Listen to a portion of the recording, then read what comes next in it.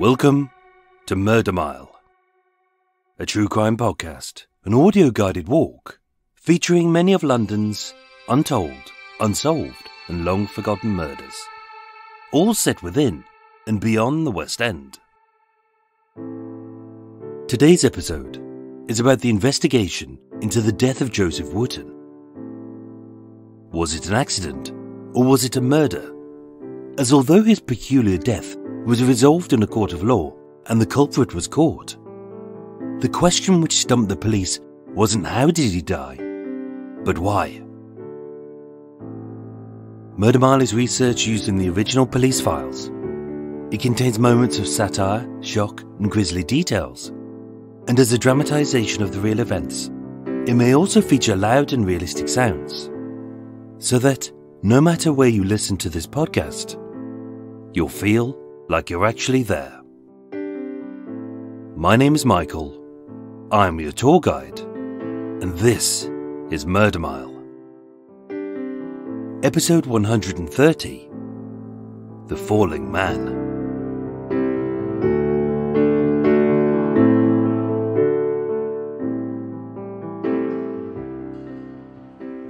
Today, I'm standing in Wild Court, WC2. One road north of the brutal baker Alexander Moyer. One road south of the first date killer's home. One road west of where Marianne Moriarty dispatched her boozy beau.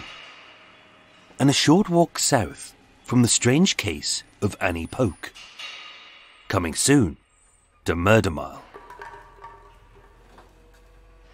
Squirreled away from the hectic bustle of Covent Garden Market, and squeezed amidst the forgotten grey gloom of Wild Street, Kemble Street and Kingsway, sits Wild Court. A thin dark alley snuck between the backs of the Freemasons' Hall and City Lit, like a cruel afterthought by the town's planners. Being barely 10 feet wide, and with only a crack of sky peeping through the concrete monsters above, Wild Court is so depressing that the rats can't be arsed, the fleas have resigned, any wee-wee stains have whittled away, and even COVID is claiming sick pay. With an entrance on Little Wild Street, Wild Court was the back of the Sardinia buildings. A gigantic lodging house, 5 stories high, half a block wide, and crammed full of 150 little rooms for the city's poorest. As a dark and squalid hellhole for only the most desperate, fights were frequent, screams were common, and drinking to dull the pain of their pitiful little lives, violent assaults were a fact of life. But when a half-naked man was found slumped in the alley below, with cracked ribs, a broken back, deep cuts, and rough scuffs to his knees, hands and feet, it was clear to the police that he had slipped, struggled, and plummeted to his death.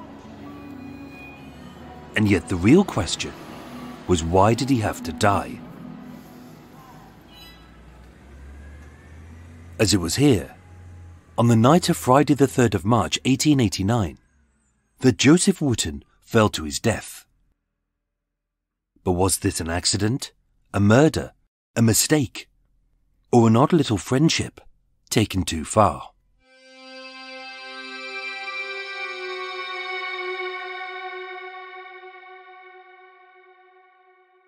The mystery of the falling man began with very little mystery. Friday the 3rd of March 1889 at roughly 12:30 a.m. Residents of the Sardinia building at 19 to 21 Little Wild Street reported the sounds of shouting in the vicinity of Wild Court. The investigation was headed up by myself, Police Inspector William Crossman of Bow Street Police Station.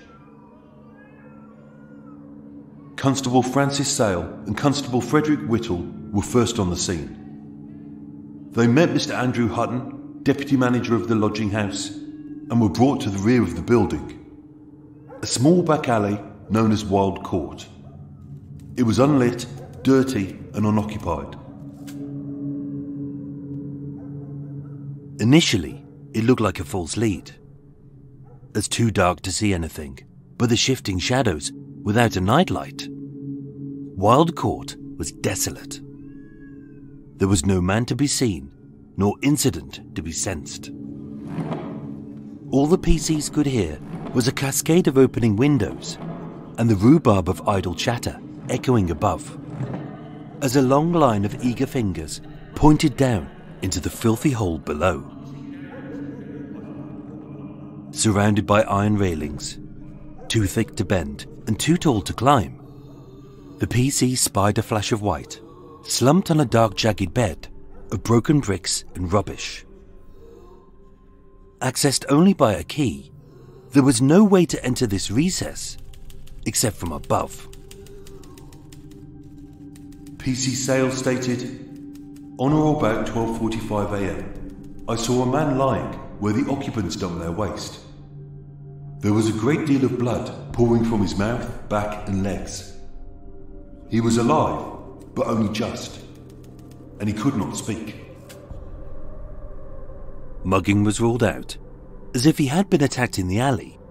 Why would anyone waste time lugging a 15-stone man over 10 feet of railings to hide him on top of a bin? Burglary was discounted, as only an idiot would scale a few flights of brick wall to enter a building when the stairs were nearby. It may have been an accident, but no one knew where he had fallen from. Suicide looked unlikely, and being a stranger, he had no reason to be there. But most baffling of all were his clothes. All he had on about his person was his shirt. Nothing else.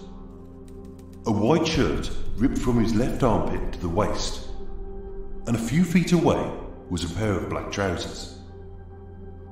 Although PC Sale would later state, I cannot say if they were there when I first saw the man.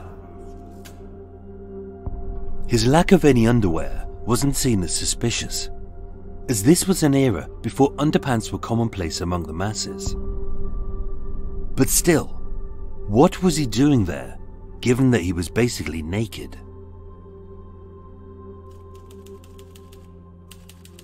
At a little before 1 AM, Dr. Percy Levick, police surgeon, escorted the unidentified man to King's College Hospital.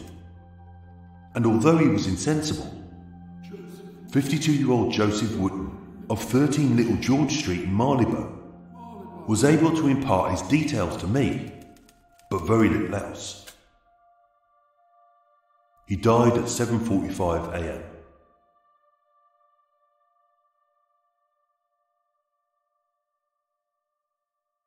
The autopsy would prove what the police had suspected. With his breath reeking of drink, his liver full, and scratches to his knuckles, a drunken fight had occurred before the fall. With rough cuts scraping upwards on his chest, and long slashes from the underside of his biceps to the very tips of his fingers. In staggered sections, he had fought to retain his grip on a windowsill, but inch by inch, he had lost. Struggling to clamber back inside the building, his bare feet had several layers of skin grated away by the wall's rough bricks. The red raw flesh of his heels had been peeled back and folded upwards. 2 toenails had been ripped out by the root, and the skin of his big toe was entirely degloved. Based on his injuries, he had fallen 40 to 50 feet, roughly 4 stories. And although a sovereign-sized wound had resulted in a skull fracture, blood loss and unconsciousness, this was not the cause of his death. Having landed in a seated position and hit the bricks hard with a dead stop, the jagged bed of rubble had pierced his buttocks and thighs, as the bulk of his body slammed down upon it. So in a swift, fast smack, 6 ribs had snapped, one of which had skewered his right lung. But even that hadn't killed him. With all of the fall's energy focused on a single spot, slamming down hard, It shattered his 12th dorsal vertebrae, crushed his spine, ruptured his spinal cord, and exploded sharp fragments of bone out of his broken back, leaving him paralyzed from the chest down and hemorrhaging internally.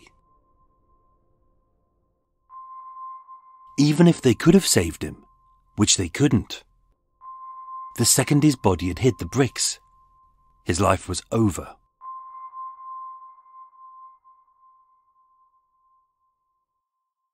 But before the autopsy had taken place, the investigation had proven to be relatively straightforward. Upon arrival, officers questioned the neighbours. Mrs. Elizabeth Bowman of room 85, on the 4th floor overlooking Wild Court, stated, "At 11 p.m. we heard 2 men quarrelling. I heard one call the other a bastard." Other witnesses corroborated this, and Mrs. Ruth Searle of 3 Sardinia Place said, "From my kitchen, I heard 2 men yelling. It was coming from room 84. Within minutes, the investigation had identified a time and a place for the moments leading up to the death of Joseph Wootton, all of which pointed to a logical conclusion.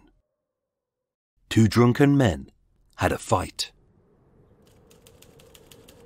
Just shy of 12:30 a.m., Mrs. Caroline Froude of room 79, across the corridor from room 84, heard what she described as shouting from inside the room. I opened my door and heard a man cry out, "I am bested."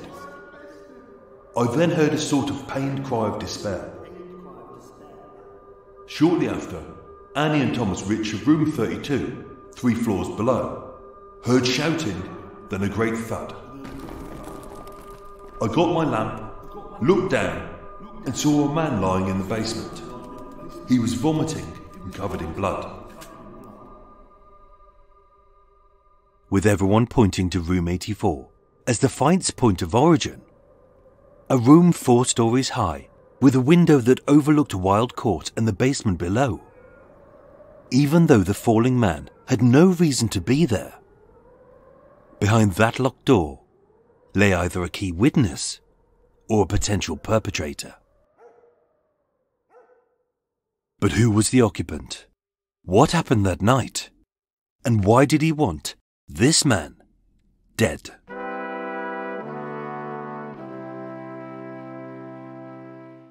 Given the era, there was nothing particularly remarkable about Joseph Wootton. Joe was born in 1847 in the parish of St Giles, in or near Covent Garden. Described as a general dealer, he sold whatever sold to feed his family. He had 5 children with his first wife, Joseph, Helen, Maria, Henry and William. But being widowed, he remarried Emily, a woman half his age, and together they had a 1-month-old son called Charles, and at the time of his death, she was expecting their 7th. With money tight, all 9 shared a small bed in a single room at 13 Little George Street in Marylebone. As a 52-year-old man who was short and squat but powerfully built, Joe's age was against him, as he could no longer cart the goods about as quick as the younger fellas. The couple had no savings, no home of their own, and what little money they had left he would squander on drink. In court, his widow Emily would state these 3 facts. My husband is addicted to drink. I am aware of Michael Joseph Holland. And I know of no reason why he should be sleeping at the Sardinia buildings. But he was. As for Michael Joseph Holland, the two seemed like kindred spirits. Born in 1867, 32-year-old Michael was a Covent Garden porter with a wife called Anne, a 2-year-old son called Thomas, and a 1-year-old daughter also called Anne. Likewise, he went where the work was. His family lived in a crowded lodging in Lambeth. He had a few convictions for drinking and fighting, and he squandered their savings.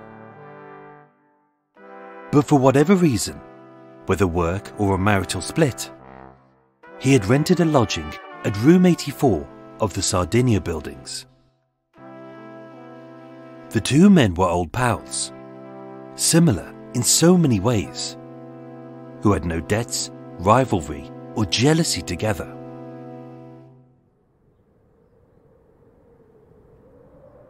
Thursday the 2nd of March 1899 began as a very ordinary day. The deceased wife, Emily Wooten, stated he left home about midday and did not return, which was not uncommon. He finished his work in the fruit market about 7 p.m. Therefore, these timings are based on the sightings by potmen and publicans. Alfred Ashwell of the Grapes Public House at 42 Sardinia Street served both the prisoner, Michael Holland, and the deceased, Joseph Wootton, between the hours of 7 p.m. and 9 p.m. Being a hot-headed pair, they often drank to excess and engaged in fisticuffs. But such incidents were always resolved with neither man holding a grudge. At 9 p.m, a news lad called Laurie Donovan saw both at the Hart on Drury Lane, stating both were on good terms. At 10:30 p.m, both returned to the Grapes, had 2 glasses of ale and a penny's worth of tobacco. They left at 10:45 p.m, and both were very drunk. But again, they left together as good pals. Just shy of 11 p.m, they entered the Sardinia buildings on Little Wild Street, where for the 2 weeks prior, Michael had rented a room. 90 minutes later, his half-naked body would be found on a jagged pile of bricks, with his limbs ripped and his back broken.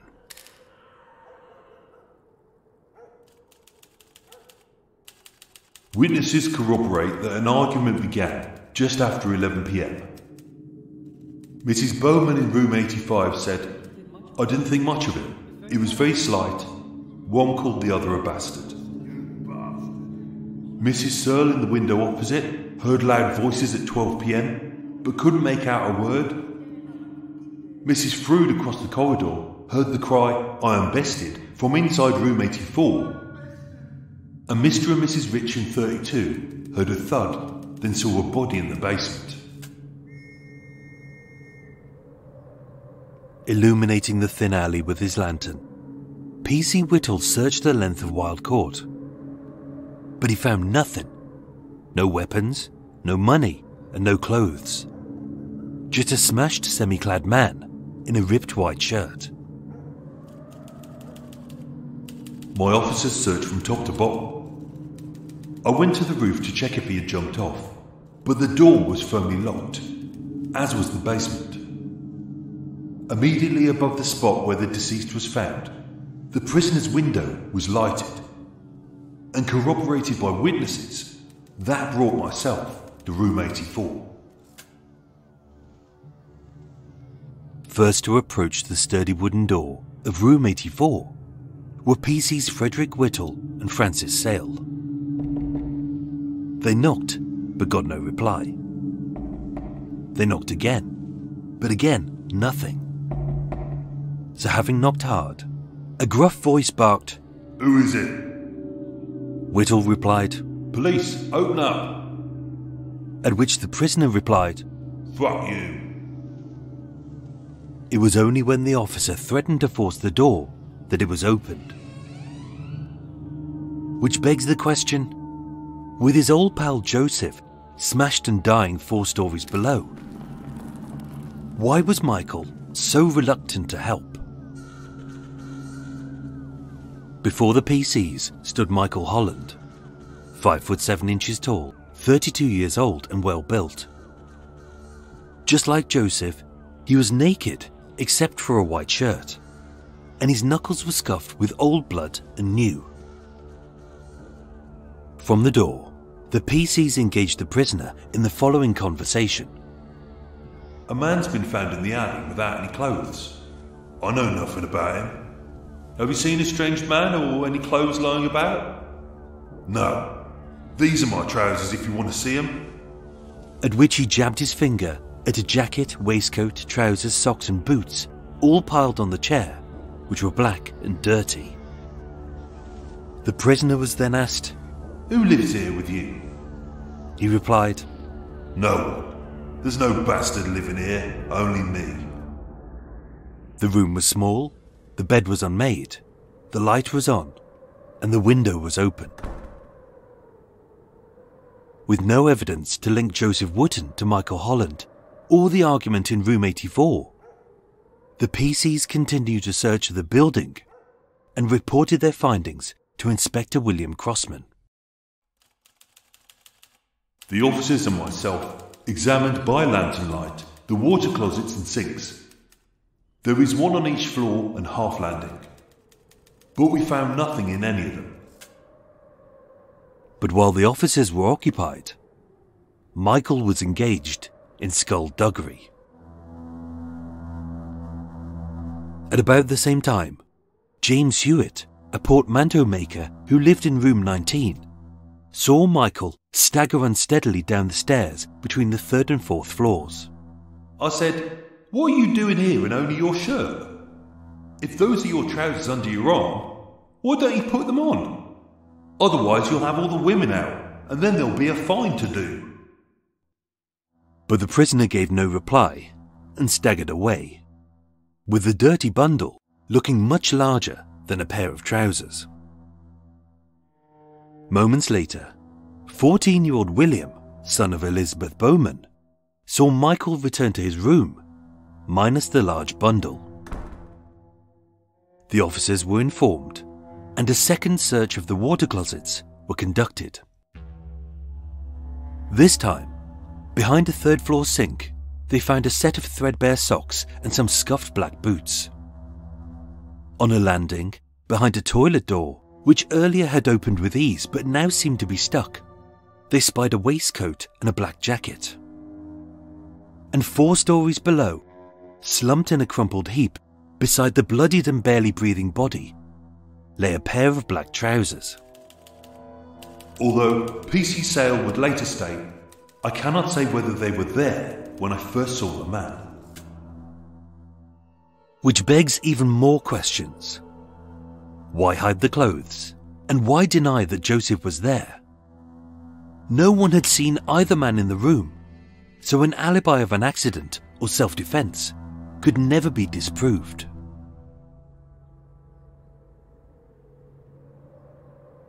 At 4:30 a.m, Inspector Crossman knocked on the door of room 84. Being sleepy, but still a little worse for wear, Michael let the police inspector in. I stated to the prisoner that a man named Joseph Wootton had been found on the brick rubbish below his window. When asked to explain why, again he repeated that he knew nothing about the man or the incident. The evidence that a fight of some description had taken place was relatively clear.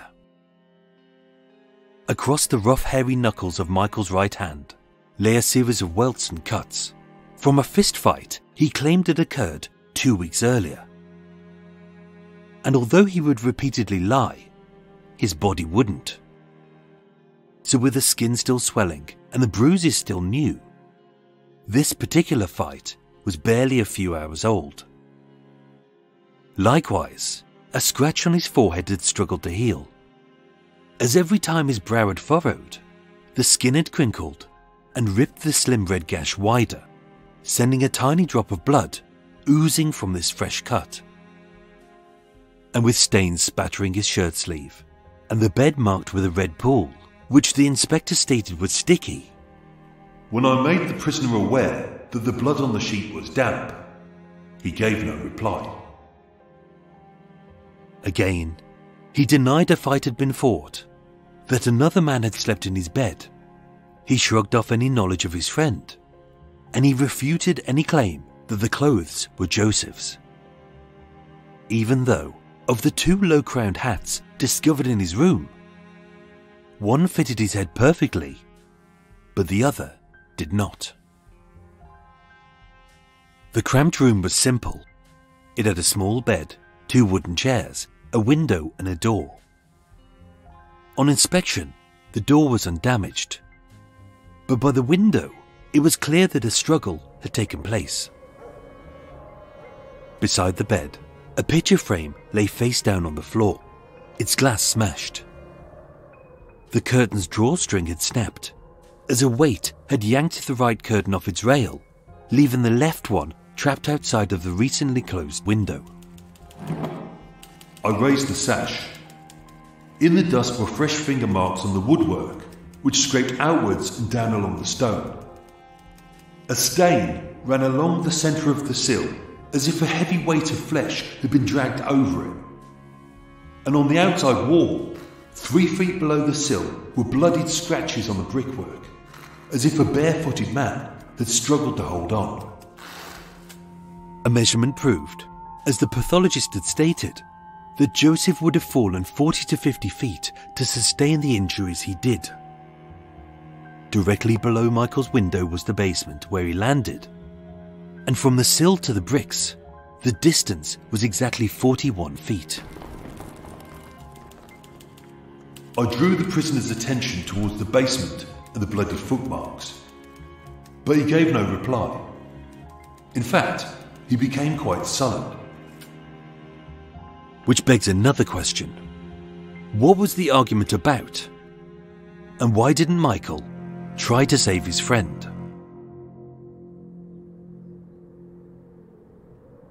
At 6 a.m, Joseph's wife, Emily Wooten, was brought to the Sardinia buildings, where she identified the jacket, waistcoat, trousers, socks and boots, and even the hat that Michael had said was his, as that of her husband's.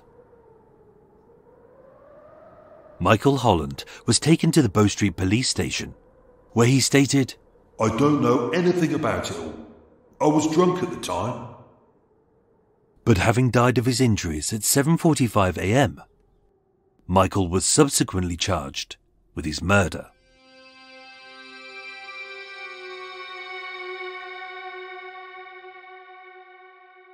An inquest into the murder of Joseph Wootton took place on the 13th of March 1899, and after a committal hearing at Bow Street, he was tried at the Old Bailey on the 10th of April. The prosecution argued that Michael had pushed Joseph out of the window and left him dangling, but being too exhausted to hold his grip, he fell. But the defense denied this, arguing that the evidence was purely circumstantial, and more importantly, there was no motive for the murder. Michael pleaded not guilty, but refused to provide any witnesses or evidence to prove this, which put Mr. Justice Grantham in a quandary. He stated, "The evidence is entirely circumstantial, but the prisoner has not assisted the jury by giving any reason for the disturbance. He has told lie after lie from the moment the police arrived, right across the investigation and until he was arrested." But even when he was asked if he had anything further to say, Michael simply barked, "No," in a loud, gruff voice. The jury retired for just 30 minutes, and having returned with a unanimous verdict of guilty, Michael Joseph Holland was sentenced to death. 1 hour before his execution, his sentence was reduced to life. But even up to that very moment, as death was being dangled, he remained totally silent about what had happened that night in room 84. But why? Why lie about the fight? Why hide his clothes? Why deny that his friend was there? And why, after 15 years side by side, did he choose to watch Joseph die rather than save his life? It's a deadly secret that both men would take to their graves. So the mystery of the falling man will never be solved.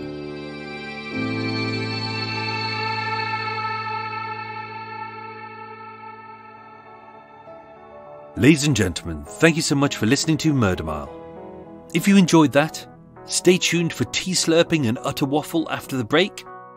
It's not essential, so if you don't like pointless rambling, switch off now. But before that, here's a true crime podcast which may very well be the icing on an iced bun. Hi, I'm Cambo, the host of True Crime Island podcast and now YouTube channel. Do you get angry when you listen to true crime? Well, so do I. So grab a beer and pull up a deck chair and tune in to True Crime Island and maintain the rage with me as I say what you're thinking. Search for True Crime Island on your favourite audio podcatcher and now with added video goodness on the True Crime Island YouTube channel. Boom fuckalunga. A big thank you to my new Patreon supporters, who are Aaron French and Ray Kennedy. I thank you both. I hope you're enjoying your new and exclusive Murder Mile goodies. Woo! And a thank you to Amy Graham, Anne-Marie Cummings, Kim Carlf and Leah Hawkins, who sent very kind donations via the Murder Mile eShop, which will be spent not on Eva's rather lethal cocktail collection, but on cake for me. So I thank you. Plus a thank you to everyone who has shared this podcast with their friends. Murder Mile was researched, written and performed by myself, with the main musical themes written and performed by Eric Stein and John Books of Cult with No Name. Thank you for listening and sleep well.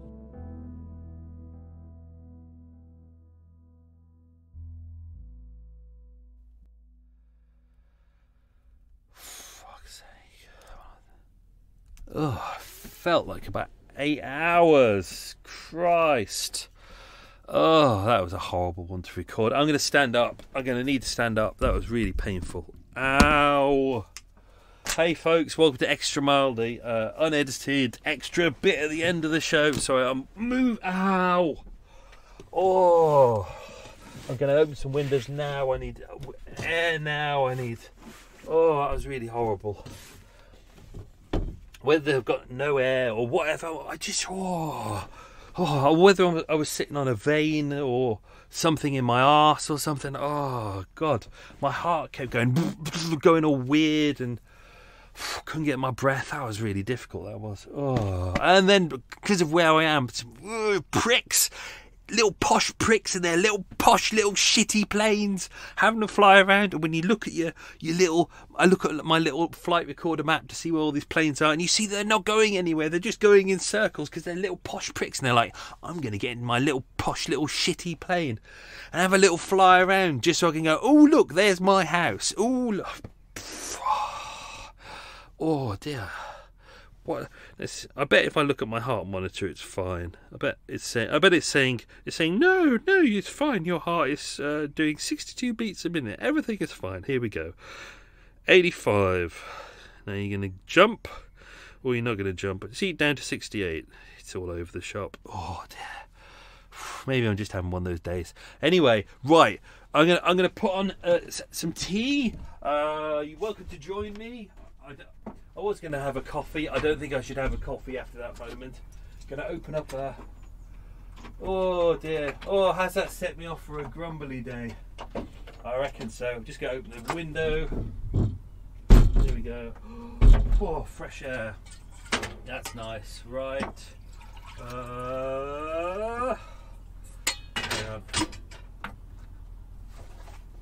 And yes, it's early and my neighbour decided to put his engine on.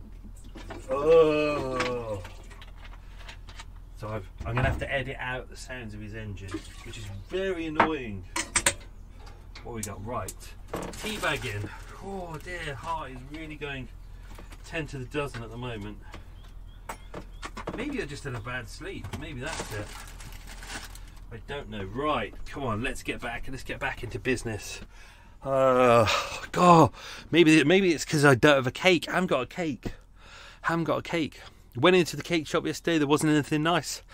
Didn't pick up a cake. Didn't even pick up Old Faithful bagel tart. What is my fate? A Belgian bun. I'm all over the shop today. It's because it's meant to be that this Friday I get my vaccine. Except this morning, so it's Wednesday today, 2 days before the vaccine, I've had it booked in for weeks, message through this morning, your first one's cancelled and your second one's cancelled as well. No reason why, they've just cancelled both, which is very freaking annoying. Because I've been racing ahead to get myself ahead of the game, so I've got enough time to kind of do Murder Mile, get the vaccine, and if I get ill, that's not a problem at all. And they've cancelled it for no reason. Literally, it's just said, we've cancelled it. Why? I don't know. I have to call my doctors in a bit and find out, see if they know anything. Very annoying. What else? What else is going on? Good news. I found lovely places to walk. The place where I am at the moment, I can't tell you where I am. It's very nice.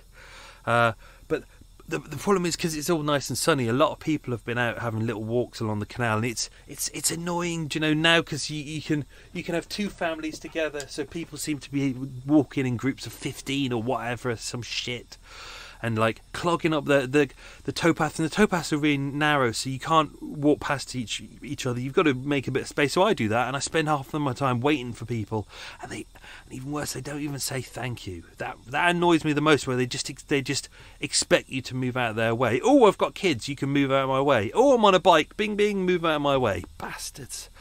Oh, am I in a bad mood today? I'm not in a foul mood, but I'm not in a great mood.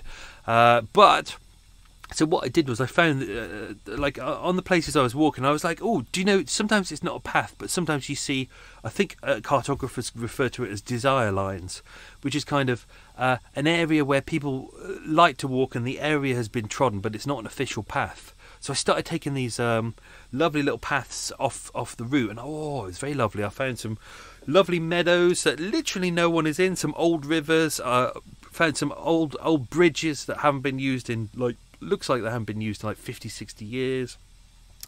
Yeah, just really nice pieces. And yesterday I found an old kind of fishing route with kind of old wooden boards, which looked a bit rickety, and that was all very nice, so I enjoyed that.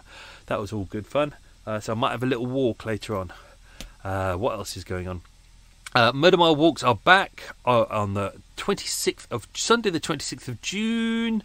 So that's all good. So if you've already got vouchers, you can use vouchers. If they've expired, don't worry, message me. Just say they've expired, and I'll extend them for another year. That's not a problem at all. So yeah, you can book on. There's no private tours. I'm not doing any private tours for a good long while. I want to get the regular tours up and running. So yeah, but if you're interested, go to the Murder Mile website and book in. There's tours right up until Christmas, which is good. Kettle is about to boil. I'm going to get it before it's boiled, because you shouldn't really be doing tea with boiling hot water. Same with coffee as well. It should be just before boiling. Oh dear, that struggled my heart's going dumpity dump. Maybe it's Eva. Maybe Eva is close by. Maybe that's it. Maybe I can sense her, or maybe it's just exhaustion. It's exhaustion from all of Eva's activity. Let's just use that word, activity. Right. Oh dear. I'm feeling really weird. Well, if they have cancelled my vaccine, maybe that's a good thing, and maybe that means I'll take a day off and I'll just lie somewhere and just do as little as possible. Maybe I need it. Right, let's do the quiz, and then we'll whiz into some extra stuff. So, okay. Question number 1. What did Joseph do as a job? Ooh. Question 2. What did Michael do as a job? Can you remember the jobs, and you can remember who did what? Don't forget, of course, this some of this may get edited out as well. So, like last week, I think there was one to do with wives. What were the wives' names or something? I edited that out, so that's fine. Question 3: which other Murder Mile? Oh, that was really stupid. Okay, I'm going to have to re-edit this question in my head. Okay, question number 3. Which other Murder Mile murderer did the same job as Michael at around the same time in the same place? Poor. I had to re-edit that because I just realised I gave away the answer to question 2 in 3. Right. Question 4. God, this is getting difficult. Which is because I was desperate to try and get this finished on time to save a day to make space for the fucking vaccine. Oh. Do you know the worst thing as well? I've just been on. They sent me a thing saying you can go on the website and book in to get a new one, but I can't because they've lost my details. I moved addresses from my doctors, and my doctor's updated the details, and it looks like I'm in the transitional period between the doctor updating the details and the NHS receiving it, so I can't do anything. Really annoying. Question 4: which 2 pubs did they visit that night? The 2 men. So Joseph and Michael, which 2 pubs did they visit that night? Question 5.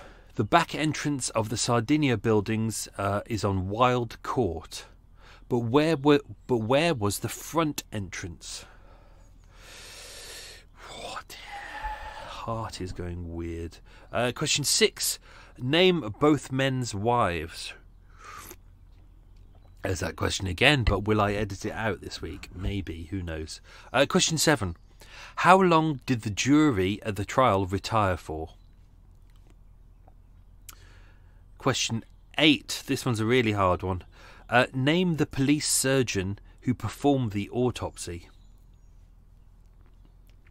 Question 9. What did Michael and Joseph buy in the last pub?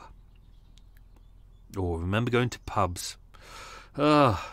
Question 10. Which vertebrae was shattered? Right, there's that. Right, let's see what I'm doing with what I thought I'd do, because I've pretty much put everything that's in the police file pretty much in this episode. There's nothing that I've really left out. So what I thought I might do, I'm going to put a pillow behind my back. There we go. I'm going to try and go through let's go through some theories, some ideas, let's ask some questions. Because you may come away from this episode going, oh, where was the real mystery in that one? Because normally what I'll do is I'll kind of set things up and then answer the questions, and then you come away going, oh. But with this one, because there's no real answer, I decided not to answer. I decided to fill it full of questions, but answer none of the answers, because there are no answers in there at all. Neither of them said, obviously, Joseph is dead, and Michael kind of almost went to his execution, saying nothing about it. So it's weird. It's you know what really was going on. So did he throw his mate out the window, or was it an accident? Was it some kind of tomfoolery going on? Were they having a play fight? Did one of them slip? If not, why did he not try and save his mate? If he was really angry at his mate, why did he push him and then not try to save him? Do you know, as we've seen with the police, the police had said that they were the type of people who had fights all the time. Do you know, the kind of pricks who kind of go to a pub and have a couple of pints, and they're unable to make it through like 3 or 4 pints without getting aggressive with each other and, oh, I've got to have a fight, I'm in a pub, I'm having a fight. You know, those kind of dickheads. That's who they are.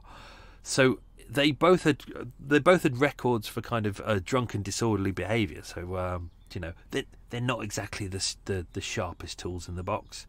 But as the police always said, you know, they were the kind of people who would have a fight, but there would be no animosity about it. You know, pretty much that night they would sort it out. They'd have a bit of fight, they'd vent their feelings, then they'd be like, oh, let's have a pint to kind of, you know, oh, we're mates again. I love you, mate. I love you.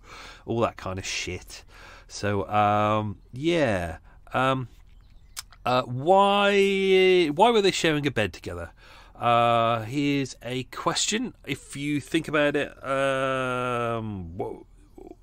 Michael was living in Lambeth with his wife. So that's a bit of a trek. You can probably understand. Couldn't really understand that, but you know what? It's not too far away. He could have got in a cab. Maybe this was a work thing, as mentioned. Maybe they'd had a bit of a falling out. But why was Joseph staying there? He only lived in Marylebone, which wasn't too far away.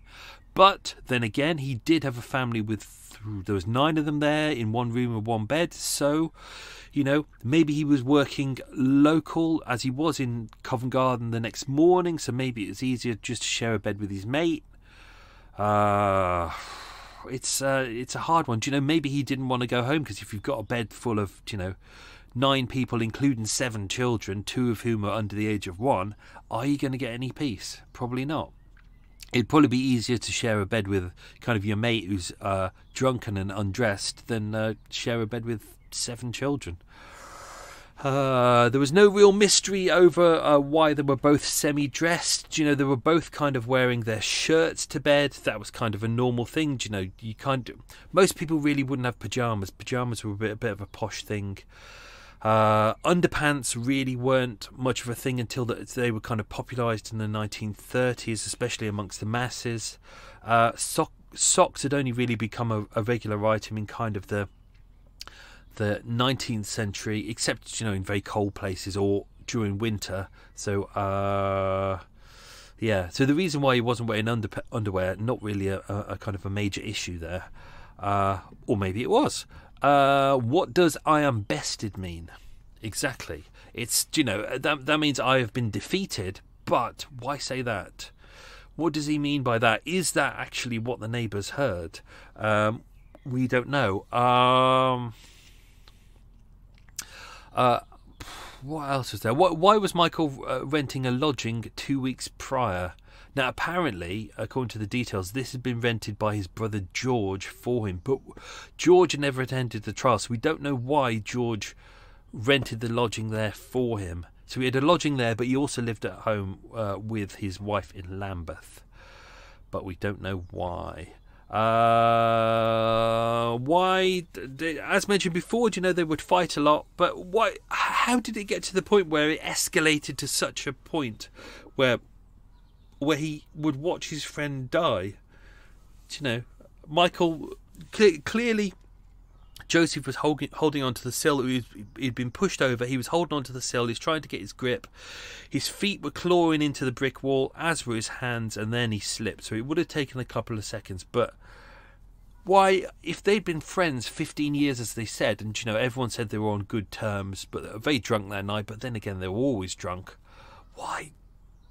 Do you know, what was the spark that was the difference between him punching his mate's head in, as, you know, they often had fights and they often had bruises, punching each other's heads in the street and swearing at each other and all stuff like that, to wanting to see him dead? What happened? This is the problem, is that no one can hear what had actually happened in that room. Another reason at the trial as well, Michael gave no alibi for any of this, and if you consider the fact that the room was locked, no one could see either men in the room, and no one really heard what they were saying, he could easily have had an alibi for self-defense or accident or anything like that. So, you know, it doesn't make sense why he wouldn't defend himself. I know, as you know, if defense counsel can say, you don't have to give evidence and you don't have to put any witnesses forward, because it's up to the prosecution to put that forward. And actually, if you're not particularly good, you can defend yourself, but make it worse for yourself by just opening your mouth, which is why quite often people just say nothing. Do you know, especially if you're a bit of a moron, just say nothing. It's easier to say nothing than to go on. You know, he seems like quite an arrogant and quite an angry man. So if you were to go to court and, you know, he's already lied his way through, he will get angry, he'll make mistakes, he'll trip himself up. So probably this was a better defence for his team, just to say, you know, don't say a single word, because you're just going to cock it up. The judge agreed that the evidence was purely circumstantial, so but they still had to go forward. And you know, decide whether he was guilty or not guilty. Obviously, the two men knew each other, but there seems to be a big difference in age as well. One of them is 32, the other one is 52. Whether that's something, I don't know. I'm just throwing this out there.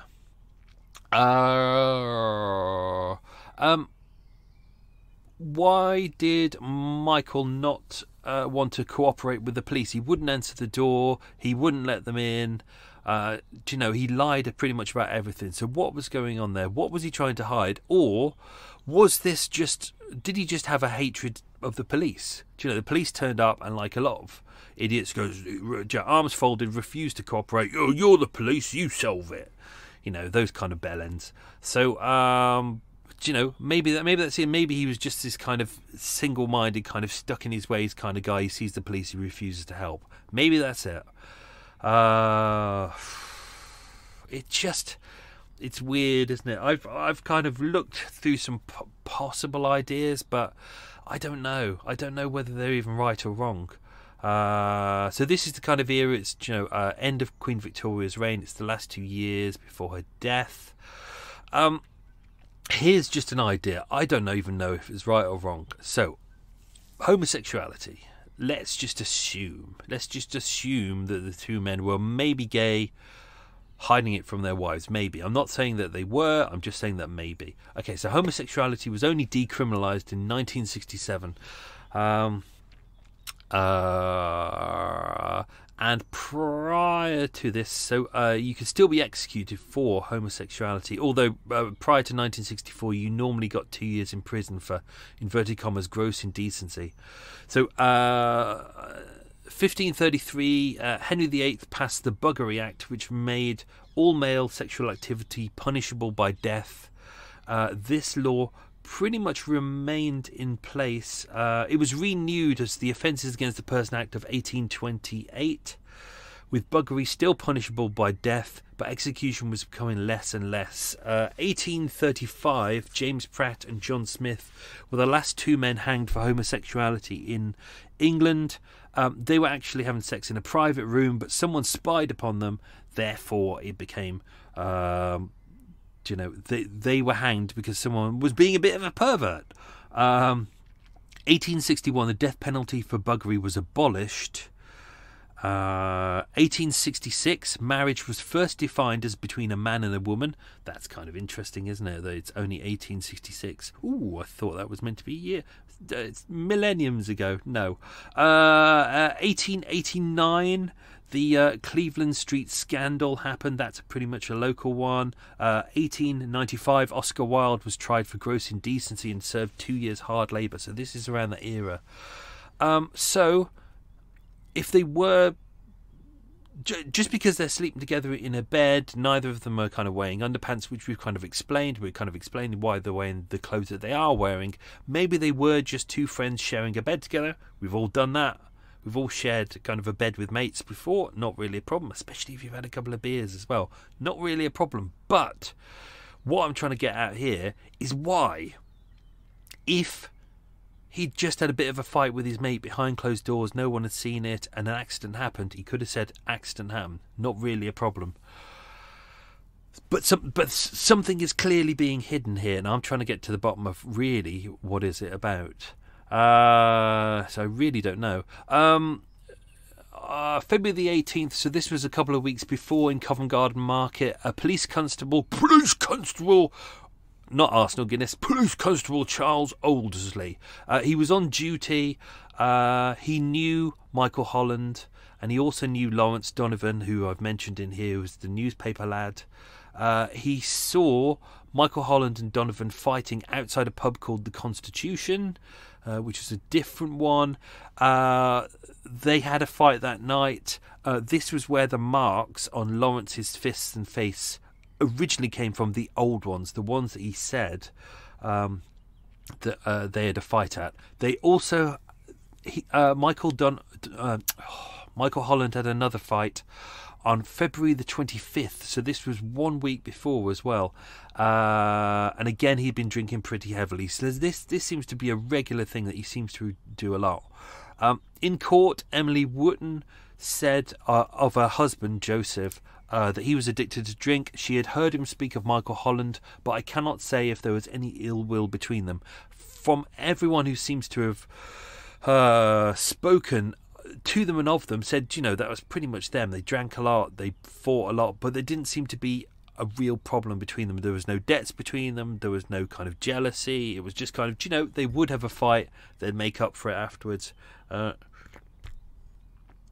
What else have we got? I'm just whizzing through some of my notes at the moment just to see what there is, and also try not to give away too much from the quiz question, which is already in there. So let's have a look. Yeah. So the Flat 84. It was kind of 3 series of buildings together. That was the Sardinia building, so that was kind of blocked together. This building was actually called Wild House.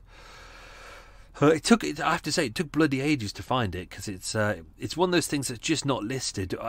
And also the street names and the places changed, and the Kingsway tram line was kind of big swathes of kind of London was demolished to make way for the tram line, which is still technically there today. If you go through Holborn and you go to Kingsway, you can still see that the tramway lines are still on the floor, and you can see the kind of the tramway stations as well. They're still there.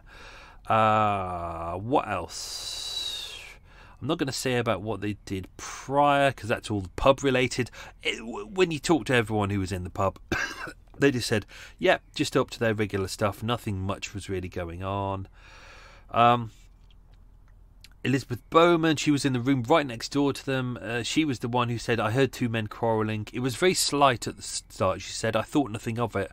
Both were men's voices. One of them called the other a bastard. Ooh. In the court documents, they've erased the word bastard, so it just says B*******D. Yeah, and then he says bugger later on, and they have to delete that as well.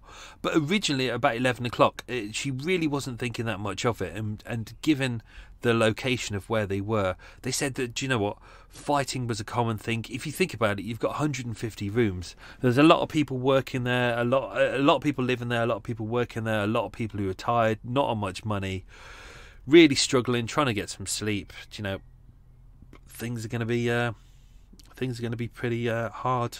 It's going to be hard. Oh dear, my heart just did about 4 skips, little bastard. Maybe that's it. Maybe it needs cake. I might have to go to Wenzel's in a bit. Fuck it. I'm going to go to Wenzel's. I'm going to pick up one of their nice sandwiches. I'm going to pick up a Diet Coke, which probably won't be good for me. And I'm going to pick up some. They do a special where you get a donut and a sandwich and a drink, which is great, and then I can get a Belgian bun as well. Let me just whiz through these. The area where the body was found was pretty weird. It took me a while to work this out, because if you go into the alley, on the left-hand side is the building where the Sardinia buildings was, but there was a... I hope I've described it properly in there, but it's kind of like there's... To the side of the building, there's kind of a sub... It goes into a basement, so... there's railings that go up that stop. If you're on the alley, it stops you falling down into the basement, because the basement, the kind of isn't really there's a gap, but there's nothing to stop you. So they've put big railings up, which are about 10 feet high. So basically, he fell down into a gap that probably wasn't that wide. It was probably only about a meter, maybe 2 meters wide, but down there, that under there was that was where all the rubbish was stored. So I guess he was kind of lucky. If he would have fell on the railings, oh dear, that would have been some serious damage. There's a horrible picture I saw years ago of this guy who was running away from the police, because all people who are innocent run away from the police, obviously. He was running away from the police. He jumped off a wall. He slipped. And in front of him was some railings with spikes on, and he landed on the railings, but he didn't land on the railings using his body or his hands. He landed on the railings right underneath his jaw, and his entire head came off. Horrible. Those were back in the days where the early days of internet, where everyone used to go, "Oh, have you seen Gore Zone?" And I go, "No, but I will do." And now it's stuck in my head forever. Never, ever. I don't think Gore Zone exists anymore, but it was horrific. Really, once you've seen Gore Zone, it's like, ugh.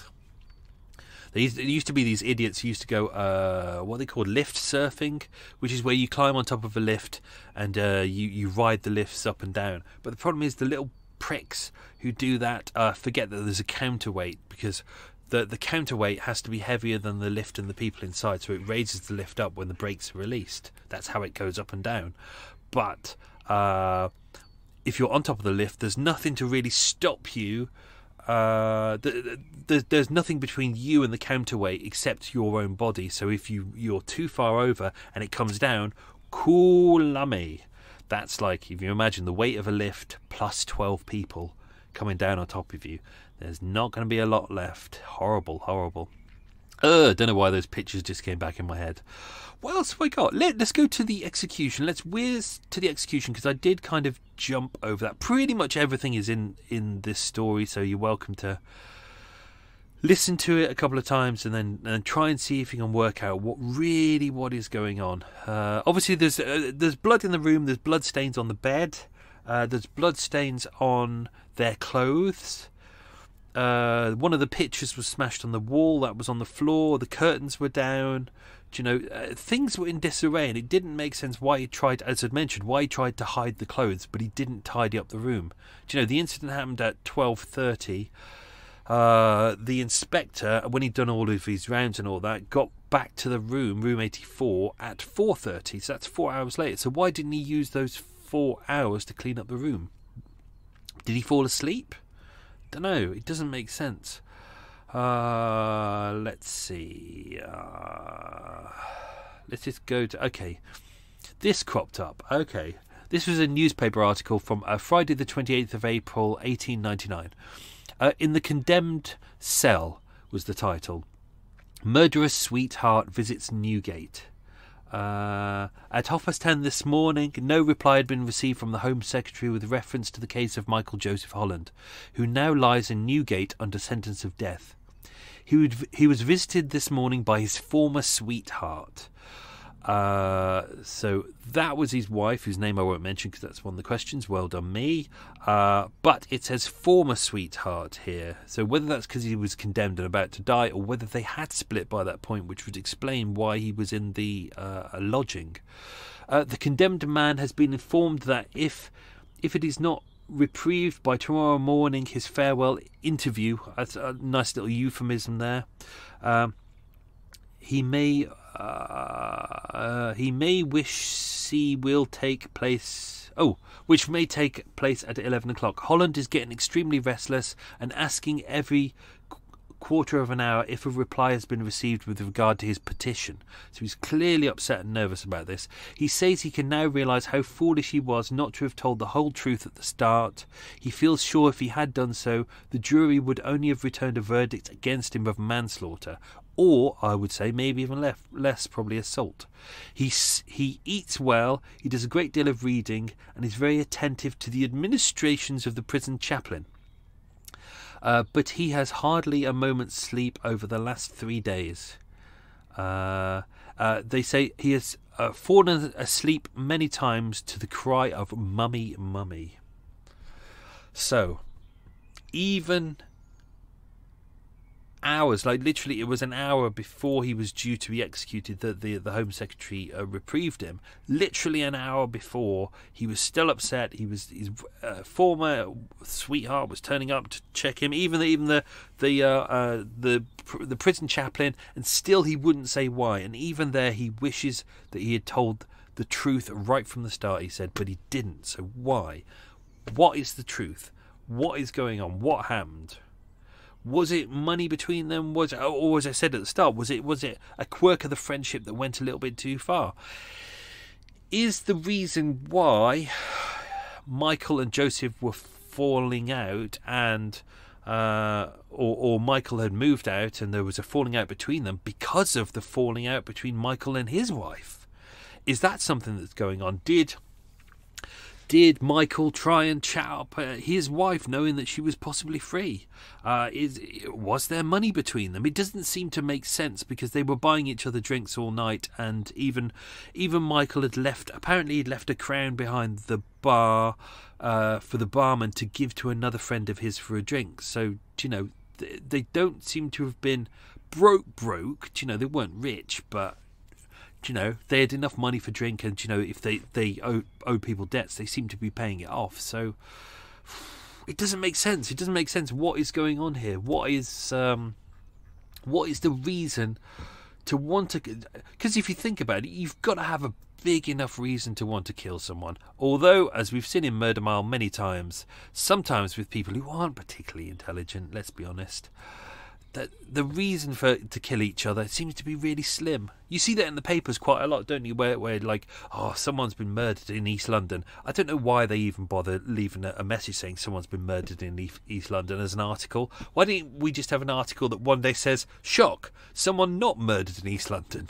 But every time it is, you'd think it'd be over something big and horrible, but it isn't. It's normally over something like someone looked at someone the wrong way, or said something, or you just think, oh, it's quite often it's just pricks, isn't it? I'm sorry, it really is. And I do you know what? Maybe this one is as well. Maybe this one is to do with a look or a phrase, or he did call him a bastard. Maybe, of course, we don't know who called who a bastard because it was never really said. But what is going on? We don't know. So I don't know. Up to you. You're welcome to, if you're on any of the Murder Mile forums or on Instagram or Twitter. Put your theories in there. If you think you know what the answer is, why, the reason for the murder, let us know. Let's start a debate. Anyway, let's do the questions. I'm going to have a quick slurp of tea. And then I'm going to call the doctors and say, what the fuck's going on? Quiz. Okay. Question 1. What did Joseph do as a job? He was a general dealer. That was his job. So he's not a drug dealer, but he's a general dealer is basically someone who will sell anything just to make a sale. So, sometimes fruit, sometimes crockery, whatever. Question 2. What did Michael do as a job?